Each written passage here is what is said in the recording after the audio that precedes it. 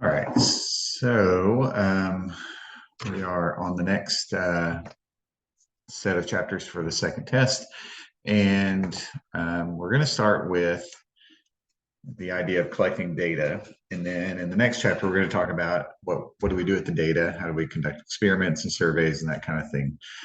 So the next two chapters go together very well, and there's not going to be any math. It's mostly just a lot of vocabulary and a lot of kind of thinking about how do we collect data and what do we do with it. So the videos will be a little bit fast because I'm not going to do a lot of writing. It's mostly just kind of reading through these things, and I'll explain as we go. We may make some notes other than what's on the page, but it's mostly just going to be learning these words and getting used to these ideas. But no calculators, no calculating of any kind, at least for the next two chapters. And then we'll get to probability, and that'll be the other end of the spectrum where it's a lot more calculating. All right, so for now, let's talk about sample surveys and collecting data. So the first idea that we're going to talk about is examining a part of the whole. So we talked about this, we touched on this a little bit in the first chapter. And so the goal is to learn about the entire group of individuals. We call that the population. So that's the entire group that we want to learn about. The problem is it's usually impossible to collect data on an entire population. We'll talk some more about this in a minute. But populations are usually too big to talk to everyone in that group. So the compromise, we will collect data on a smaller group of individuals. We call that sample, and the sample, of course, comes from the population. Now, when you do that, how do you get a good sample? Because obviously, hopefully, obviously, there are good samples and there are bad samples, and we want to figure out how to get the best sample possible. So what we want is to obtain a sample that looks just like the population. Get a smaller group from the population that looks exactly like the population as far as demographics and whatever it is that we're kind of interested in learning about. Avoid bias over underemphasizing some characteristic of the population. We don't want to do that. We want to emphasize our sample to have the same emphasis as what the population has. And samples with bias are inherently flawed. So the second idea, randomize.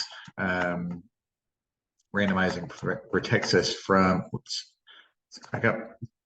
Randomizing protects us from the influences that we know are in the data and from the influences that we don't know are in the data. So you're going to know some things, but then there are other things that may be hidden and that you don't know. We talked about that a little bit.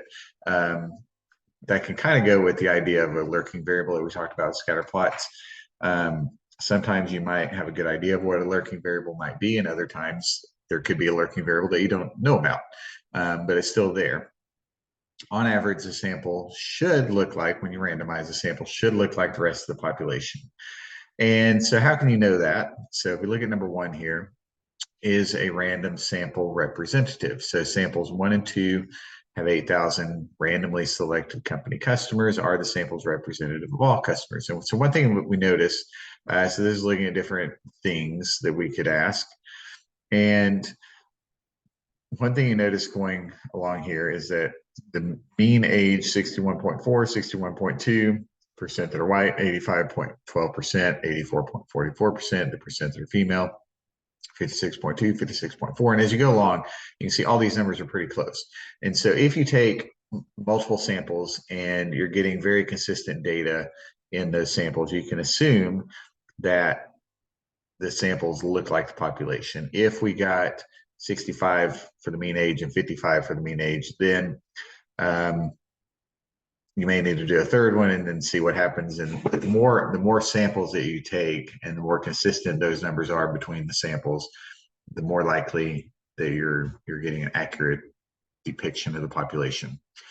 And we'll talk more about the distributions of, so for instance, if you take many samples, how would this mean age? Obviously it's different between these two, slightly different, it's close to the same, but how would those numbers, how would that mean age be distributed. If you drew a histogram of the sample means, or the percent that are white, or the percent that are female, or et cetera, how would those be distributed? So we're not really worried about that in this chapter, but that's something to think about for a future chapter that we might talk about. But the idea here is these samples are similar, so we can assume that they would be representative of the population.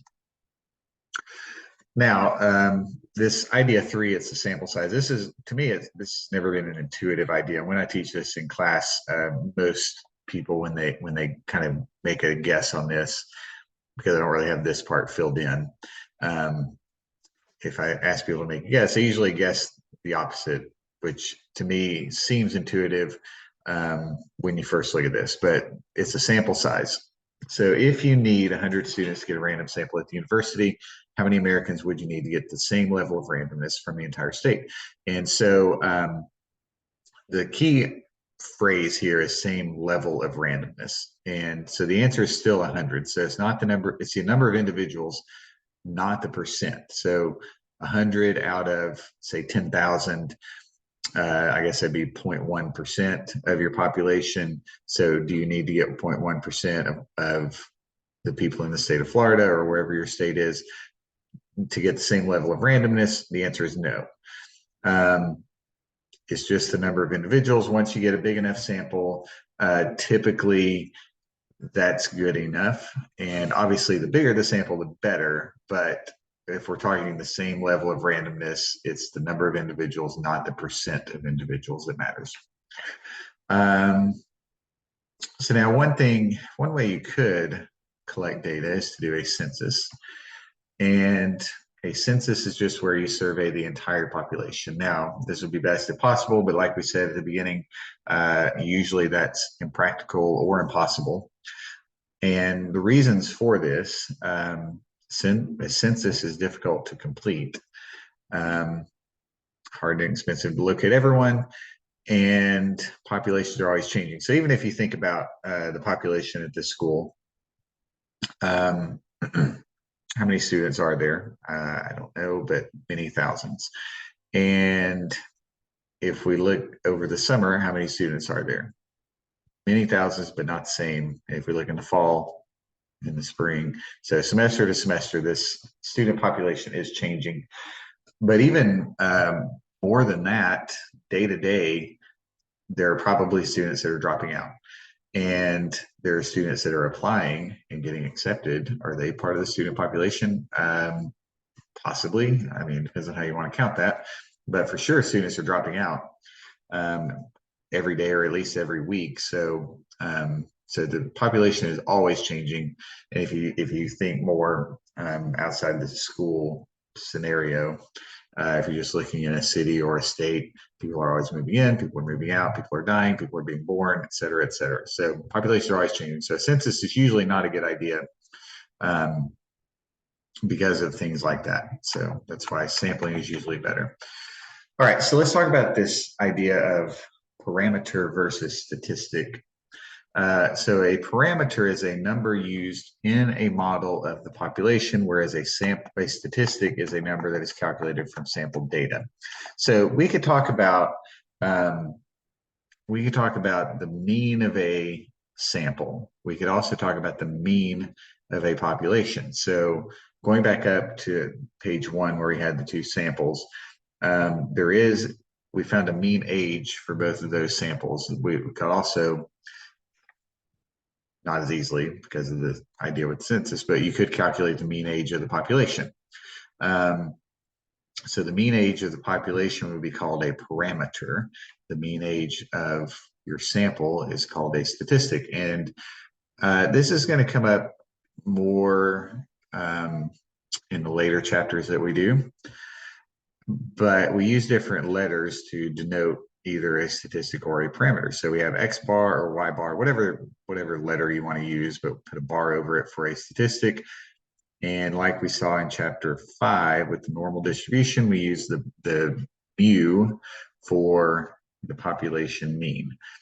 Likewise, we use S for a sample standard deviation. we use sigma for a population standard deviation. If you notice, the ones in this column are going to be English letters. The ones in this column are going to be Greek letters. So that's typically a good way to distinguish between the two. If you just see, X bar equals 5, that would be a sample mean. If you see mu equals 5, that is a population mean. And so it's important to keep those straight. And it's important, so we don't, from this point on, we're not going to say it's the mean is whatever, or the standard deviation is whatever. Most of the time, we're going to need to specify if we're talking about a population or a sample, and in which case, then it'd be a parameter or a statistic.